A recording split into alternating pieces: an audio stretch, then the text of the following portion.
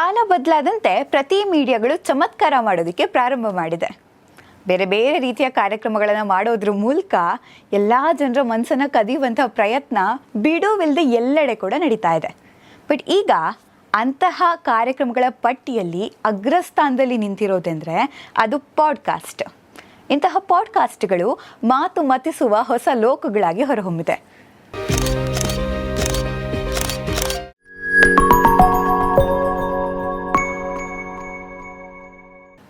ವೀಕ್ಷಕರೇ, ಈ ಮಾಯೆ ಎಂಟರ್ಟೈನ್ಮೆಂಟ್ ಚಾನೆಲ್ಗೆ ಸ್ವಾಗತ. ಇವತ್ತು ನಾವು ಪಾಡ್ಕಾಸ್ಟ್ ಅಂದರೆ ಏನು ಅದರ ಬಗ್ಗೆ ತಿಳ್ಕೊಳ್ಳೋಣ. ನಿಮಗೆ ಗೊತ್ತಾ ಪಾಡ್ಕಾಸ್ಟ್ ಅಂದರೆ ಏನು ಅಂತ? ಬಿಡಿ, ನಾನೇ ಹೇಳ್ತೀನಿ. ಈಗ ನೀವು ಗೋಲ್ಗಪ್ಪ ತಿನ್ನೋದಕ್ಕೆ ಹೋಗ್ತೀರಾ ಅಂತ ಅಂದ್ಕೊಳ್ಳಿ. ಅಲ್ಲಿ ರುಚಿಯಾಗಿರುವಂಥ ಗೋಲ್ಗಪ್ಪ ಒಂದೊಂದೇ ಕೊಡ್ತಿರ್ತಾರೆ. ನೀವು ತಿಂತಾ ಇರ್ತೀರ.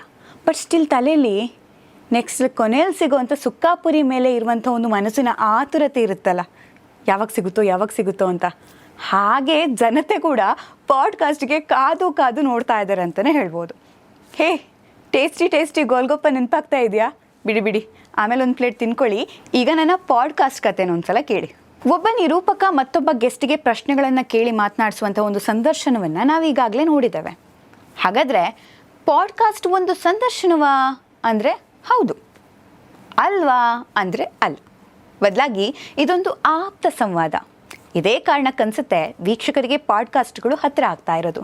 ಜೊತೆಗೆ ಪಾಡ್ಕಾಸ್ಟ್ ಕೇಳುಗರಿಗಿಂತ ಮಾಡುವವರ ಸಂಖ್ಯೆ ಜಾಸ್ತಿ ಆದಂತೆ ಅನ್ನಿಸ್ತಾ ಇದೆ. ನಗು ಬಂದಿಲ್ವಾ?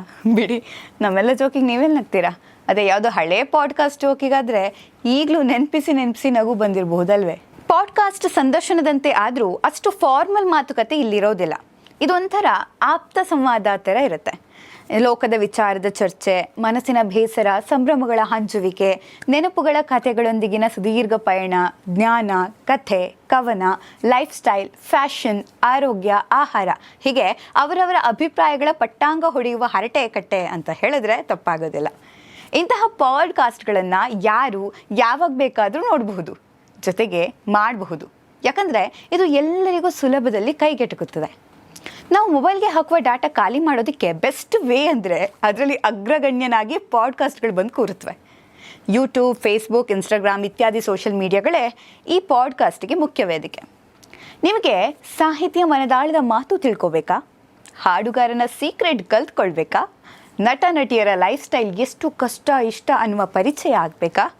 ಇತಿಹಾಸದ ವಿವರಣೆ, ವಿಜ್ಞಾನಿಯೊಬ್ಬನ ಪರಿಶ್ರಮದ ಕಥನ, ಸಂವಿಧಾನದ ಆಶಯದ ಪರಿಚಯ, ಆಧ್ಯಾತ್ಮ ಚಿಂತನೆ, ಹುಬ್ಬಳ್ಳಿ, ಬೆಂಗಳೂರು, ಮಂಗಳೂರು, ಹೀಗೆ ಹಳ್ಳಿಯಿಂದ ದಿಲ್ಲಿಯ ಪರಿಚಯ, ಉದ್ಯಮ ಜಗತ್ತು, ಕಲಾ ಜಗತ್ತು, ಯಕ್ಷಗಾನ, ನಾಟಕ, ಹೀಗೆ ಪ್ರಪಂಚದ ಆಗುಹೋಗುಗಳನ್ನು ತಿಳಿದುಕೊಳ್ಬೇಕೆ? ನಿಮ್ಗೇನು ಬೇಕು, ನಿಮ್ಗೇನು ಬೇಡ, ಎಲ್ಲವೂ ಪಾಡ್ಕಾಸ್ಟ್ನಲ್ಲಿ ಇರುತ್ತದೆ. ಜೊತೆಗೆ ಬೇಕು ಬೇಡಗಳ ಆಯ್ಕೆಯು ನಿಮ್ಮ ಕೈಯಲ್ಲೇ ಇರುತ್ತೆ. ಸೊ ಇದೇ ಕಾರಣಕ್ಕಾಗಿ ಪಾಡ್ಕಾಸ್ಟ್ಗಳು ಗೆಲ್ತಾ ಇರೋದು. ಪತ್ರಿಕೆಗಳಲ್ಲಾದರೆ ಇದೇ ವಿಚಾರಗಳಿಗೆ ವೇದಿಕೆ ಎಂಬಂಥ ಧೋರಣೆ ಇರಬಹುದು. ಇನ್ನು ದೊಡ್ಡ ನ್ಯೂಸ್ ಚಾನೆಲ್ಗಳು, ಎಂಟರ್ಟೈನ್ಮೆಂಟ್ ಚಾನೆಲ್ಗಳಲ್ಲಿ ಎಲ್ಲವನ್ನು ಹಾಕುವಷ್ಟು ಪುರ್ಸೋತಿರ್ಲಿಕ್ಕಿಲ್ಲ. ಎಲ್ಲ ವಿಚಾರಗಳನ್ನು ತುರ್ಕಿದ್ರೆ TRP ಬರೋದು, ಜಾಹೀರಾತು ಸಿಗ್ದು ಎಂಬ ಭಯ ಕೂಡ ಅವ್ರಿಗಿರಬಹುದು. ಆದರೆ ಪಾಡ್ಕಾಸ್ಟಿಗೆ ಜಾಹೀರಾತನ್ನು ಎಲ್ಲಿಂದ ತರೋದು ಅನ್ನೋ ಭಯ ಇಲ್ಲ. ಇಂಥವರು ಅತಿಥಿಯಾಗಿ ಬಂದರೆ ಮಾತ್ರ ಜನ ನೋಡ್ತಾರೆ ಎಂಬ ಹಪಹಪಿಯೂ ಇಲ್ಲ.